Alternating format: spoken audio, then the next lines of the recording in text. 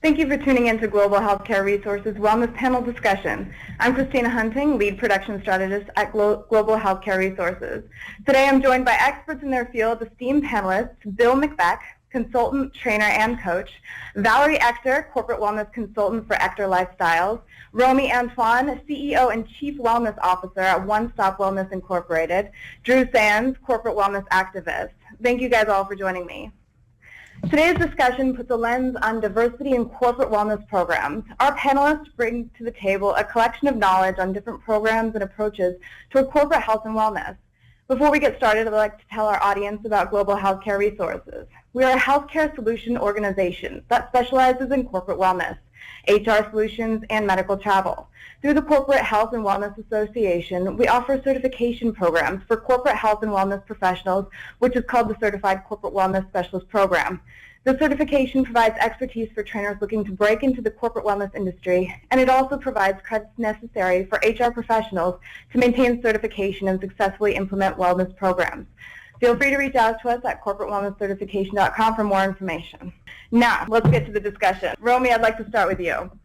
What types of wellness programs do you manage at One Stop Wellness, and how do you apply them in a corporate environment? So what we do is a little more of a comprehensive approach. So rather than just focusing on just the physical aspect of wellness, we're focusing also on the financial, social, environmental, so they get a well-rounded aspect of wellness so that employees are not only well in one area of their lives, but also in every other area. And that's actually a very dynamic answer. I know, Bill, I know you brought up to me earlier that you that a lot of people see corporate wellness programs as just physical health.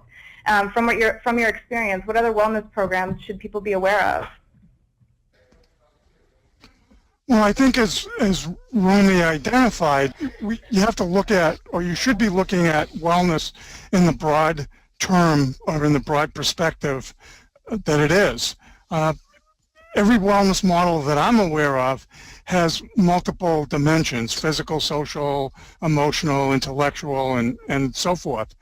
But the models that I've seen, the number of dimensions range from 2 to 12.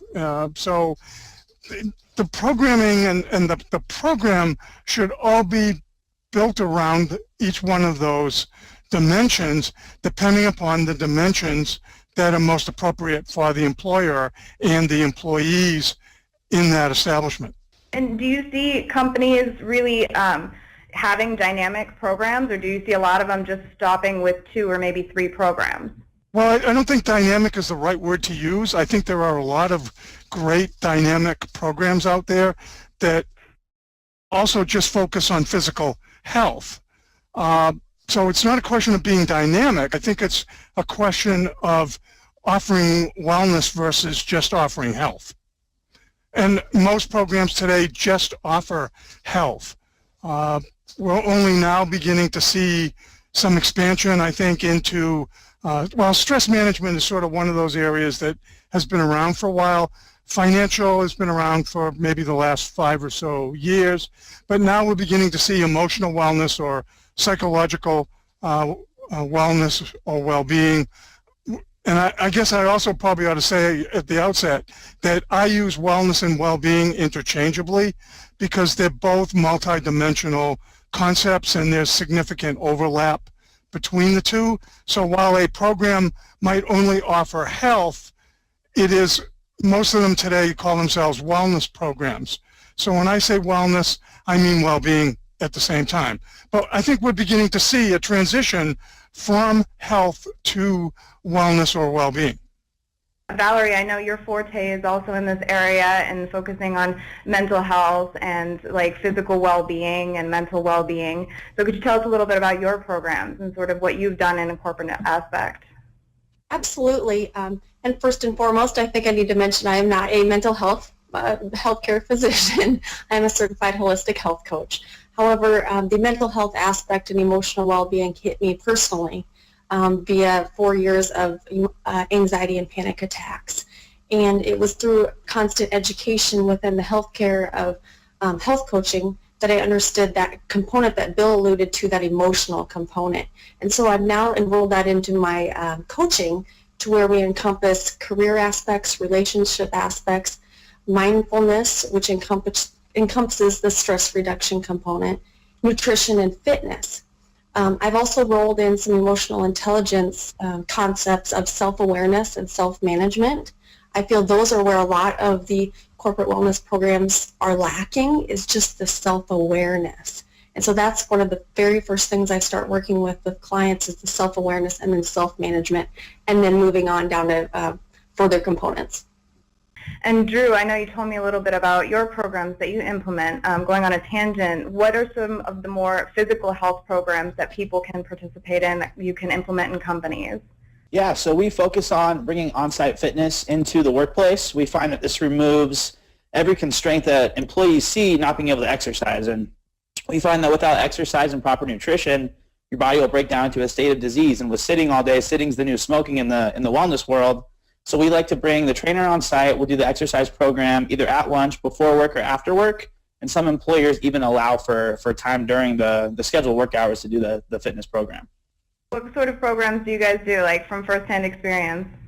A lot of general fitness. So we survey the employees before we start. A few want yoga, a few want Zumba, but everybody wants cardio and general strength training.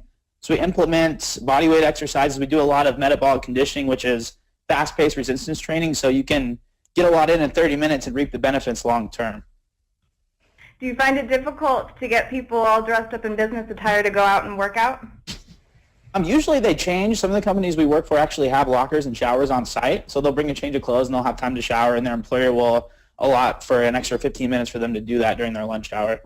And Romy, so what sort of programs, within the physical realm, what sort of programs do you implement in corporate?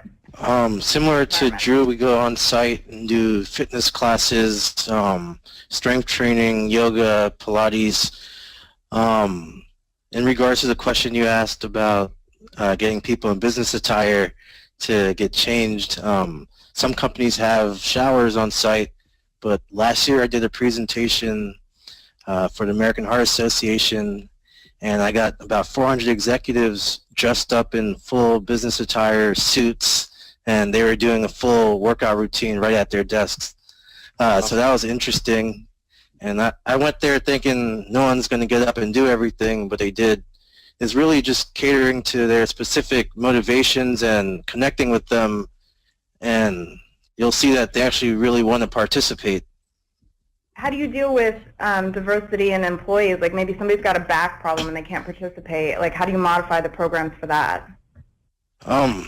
Like doing that just came as through my background as a personal trainer, working with all different types of clients with different injuries. So we definitely surveyed different employees we're going to be working with, checking if they have any pre-existing conditions or current injuries, and we can modify the programs to fit their specific needs. So let's say they do have a back problem doing a certain exercise, I can give them an alternative exercise that they can do in place of it.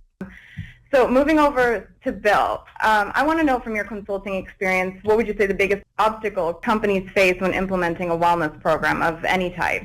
Well, I think it boils down to a lack of knowledge and a lack of resources.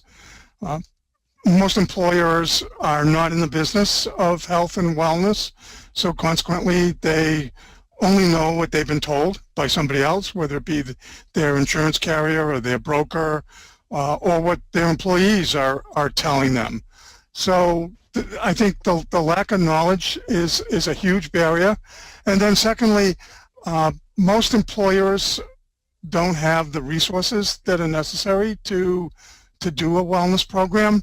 Particularly the last probably 2.5, maybe 3 years, I focused primarily on small employers with 50 or less employees, and they clearly don't have the resources to implement a program. So for them, it's a matter of coordinating what they want to do with the available community-based resources so that they can offer a comprehensive approach to their employees, but they don't necessarily have to deliver it or do it themselves.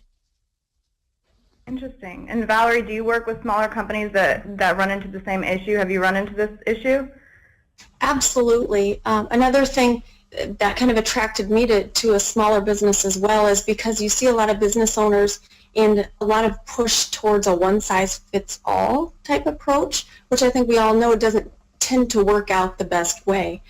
So that's one of the things that I've seen locally, is just that one-size-fits-all. But I think we are gaining some education in the fact that we are all unique and all have individual needs, like Romy and Drew kind of mentioned before, just with the physical side of things, let alone all the other transitions that we go through. You know, some people are dealing with divorce, and that comes through with a health issue, you know, from the stress associated with that. Retirement, all these different things create different issues for people, so we really do have to focus on the bio-individuality, which just means we're all different, aspect of corporate wellness. That's the biggest thing that I see, and really why I've gravitated more towards the smaller businesses, because they get that approach of everyone's unique and needs that individual attention. Valerie's comment reminded me that it's not just the individual that's unique. Each employer is unique as well and has its own organizational culture that we as wellness professionals need to take stock of and be aware of and work with. Yeah, absolutely. And do you have a specific example of maybe one company, you don't have to say names or anything, but that tried to do it one size fits all, or, you know, that just couldn't? I do actually. I'll give the realm. It was a county government agency, and they pushed weight loss. That was kind of their incentive, was a weight loss, and everyone was not, I won't say forced, but they were asked to move, and they had different cards and bingo cards that they had to fill out for each activity and movement that they did. However, it didn't take into effect the things that Romy and Drew said about how not everyone's fitness level or movement level is to the same scale. And so I felt that they really kind of missed the opportunity there to work with each person individually versus just having the one-size-fits-all, here's what we want you to do, and if you do this, you'll be incentivized with a gift card. That's a fantastic point. Yeah, and I have something to add to that. Yeah. Like just working with a company in the tech industry who was trying to take the same type of approach. They wanted to offer, originally they wanted to offer disease management programs where most of their employees were younger, in their early 20s to early 30s, who don't necessarily have those type of issues. So doing a program like that would cost them a lot of money, whereas most of their employees wouldn't even be using it. So it's really important to take some type of survey to learn what everyone's specific needs are and the company's goals, and cater the program exactly to what they need. Right, but as we mentioned before, some companies just don't have the resources to implement multiple programs. Yeah. They need like specialists to really sort of go and do that kind of work.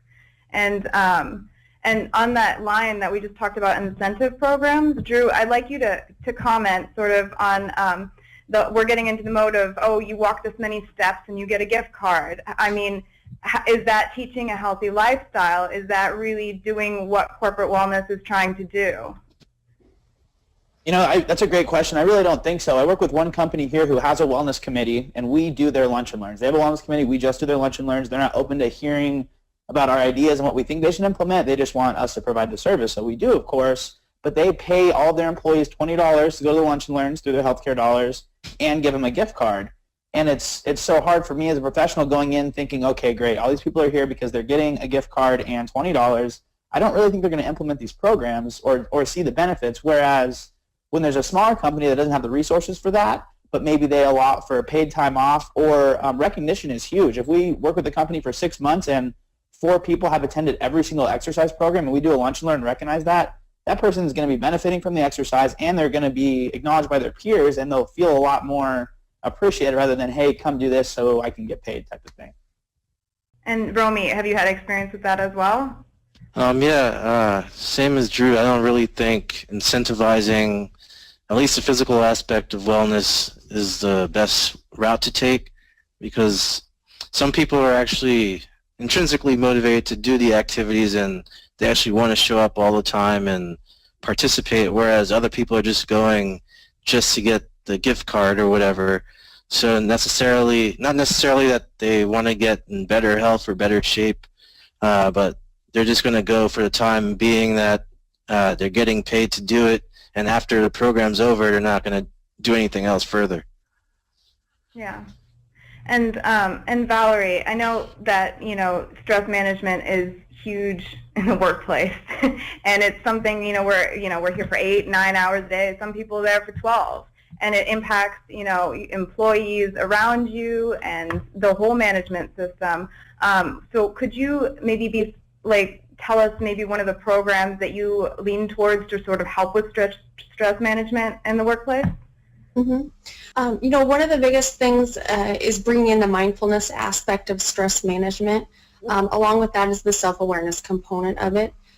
So one of the things that I truly enjoy doing is going into an employer and doing a presentation. A lot of times I get hired to do consultant work like that or presenting work.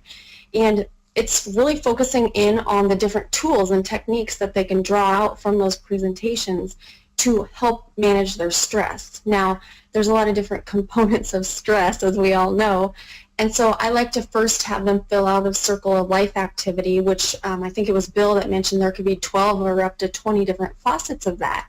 So just identify kind of where they're at on each scale, with their career, how stressful is that, their relationships, how stressful is that, so they're aware.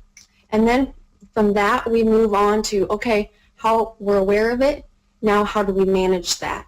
And one of the first things I start with is really self. And with self, I mean, what do I do every day to show appreciation, gratitude, and kind of flip that negative mindset that stress can throw us into more of a positive and a growth mindset of, I may be going through this stressful situation, but what will I learn from it? Or how will I grow from it? And so the mindset work is kind of the second aspect of that. And then the third one is actually the tools and techniques. For instance, I teach breathing techniques, grounding techniques that bring the employee back to center. And although those things sound great and wonderful, they don't really cause any major change that day. But over time, it's shown that deep breathing and mindfulness activities can actually change the structure of the brain. That's how supportive they are of overall health and well-being. And so it's kind of a few different stage process to incorporate all the tools and techniques and education that goes along with stress management. And Bill, you mentioned financial wellness, and we've got all different categories. Which category do you think companies are the most responsive to? I don't really know. I think you have to look at it by a company basis or employer by employer basis. And when you do your needs assessment with that organization, then you can identify what their strengths and resources are, as well as what their needs are. And you build out, from there what you offer versus what they are interested in. And it's a dance. It's an ongoing dance where we think, or we have ideas of what they should offer, and they have different ideas, and we have to come to a meeting of the minds and a meeting of the road and go, deliver, as Drew said, deliver what they want to get our foot in the door. And then when you get your foot in the door, then you try to use the opportunity to educate them and increase their awareness. It's when you're working with an employer, it's no different than working with an employee. I mean, a wellness program has roughly 4 or 5 different components: awareness building, education and skills enhancement, behavior change, trying to think of, environment and policy, and then, finally evaluation. Well, it's the same process. It's the same idea with an employer. You're only looking at it from the organizational perspective as opposed to the individual employee perspective. And the primary driver for financial wellness is because of the connection between finances and stress. So in talking about stress, when I work with employers or when I consult with employers, I try to promote a 2-phase model, not phase, but a two-approach model, where one, we're talking with the employer about working with employees regarding stress management, and then we're also talking with the organization and the employer about what are the organizational stress triggers that are in play, or could be in play for employees, and then how do we address those so that those organizational level stressors go away or are modified. If Romy could just sort of elaborate on your points, have you had any companies be a little more responsive, say to doing push-ups at work, or doing a Fitbit challenge, or doing a financial budgeting program? Any of these programs are what are they responding more to any of those, one over the other? I wouldn't say any company's responding to a single type of program per se. It really does depend on the organization's specific needs. I've spoken to one company that they didn't want to do the fitness side of things, but they wanted to focus more on professional development and financial wellness, where another company, they wanted a fitness and nutrition program and they didn't want the other aspects. So it really depends on the current state of the company and the current employees that are working there. Yeah. And Drew, do you have any? Oh, yeah, please. Can I add something? And I would actually love to hear from the other guys, too, if they've seen this. I often see a disconnect between what the employees want and what the employer wants. And you guys see that, too, from time to time? It's very interesting when that happens. Well, I think incentives are a great example to use. Employers think, and because of that they pay for services, they pay for performance, they pay for this, they pay for that, they think if they pay for health, then employees will become healthy. When employees want time off, they want flexibility, they want other things, and probably pay or paying them to be healthy is way down the list. So I think that's a great example that links back to the incentives question. And I think I think our field's got the incentive process all wrong. We try to incentivize people to reach outcomes when, if you know anything about the incentive literature or I can't think of the psychological area of psychology that relates to behavior. I can't believe I'm drawing a blank. But anyway, Skinner in his work was all about behavior. And so we should be incentivizing behaviors or specific behaviors, not outcomes, is where I wanted to go, with this. And unfortunately, the ACA program, the ACA benefits that talk about outcomes-based programs, they're incentivizing outcomes, and we know they just don't work. There's no research to support that they work. And secondly, maybe Romy or Drew mentioned intrinsic motivation, and we do have research that clearly shows that if somebody's intrinsically motivated, but you try to motivate them with an extrinsic motivator, you decrease or diminish their intrinsic motivation. And it's what we're all after is engagement, of helping people to engage with their health and well-being, or health and wellness and well-being, not to just participate in programs. And extrinsic motivators are great for getting people to participate. They stink for getting people engaged or getting people committed on a psychological or emotional level, which is what we should be after. Yeah, and Drew, do you have anything to add on that? I think just education really equals engagement. People, I know I need to exercise, I know I need to drink water, but if you really educate them on the dangers if they don't and give them case studies and examples, it'll ring a bell. That happened for me. When I was 19, I weighed almost 300 pounds, and my doctor said, hey man, if you don't lose X amount of pounds, you're going to have some issues. And I struggled through that on my own and realized, wow, if I can educate people on the same thing, we can get them to make the same behavior change. And on the disconnect between employers and employees, an example I just had, we surveyed a company, 80% wanted on-site fitness. And I said, okay, great, you have to have 15 people that sign up. And 18 people said they do want it, and only 30% of the organization took the survey because a lot of them don't have work-based emails. So I said, great, this is going to work perfect. And they said, because of our turnover, we don't think there'll be enough interest in the program. So employers are just not, if they're not sure, they're not willing to make that investment to provide for their employees when as you guys know, more benefits, more care for your employees will decrease turnover rates. So I think if employers are more on board to serve their employees and not serve their own agenda, it would be really beneficial for engagement.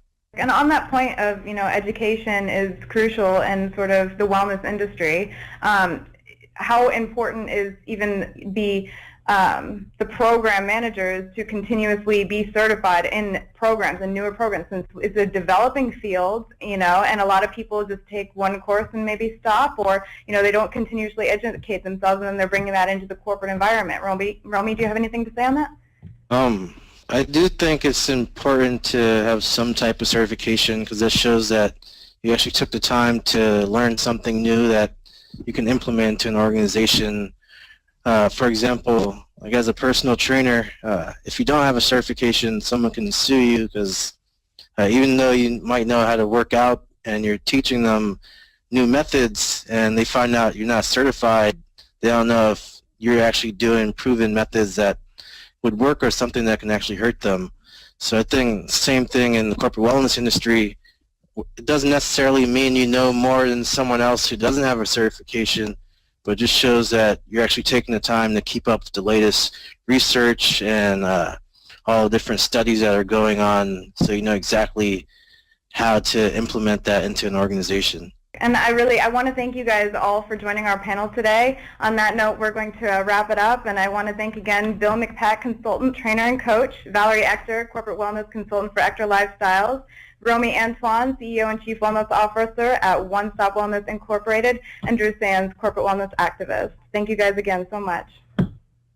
Thank you, Christina. Thank you.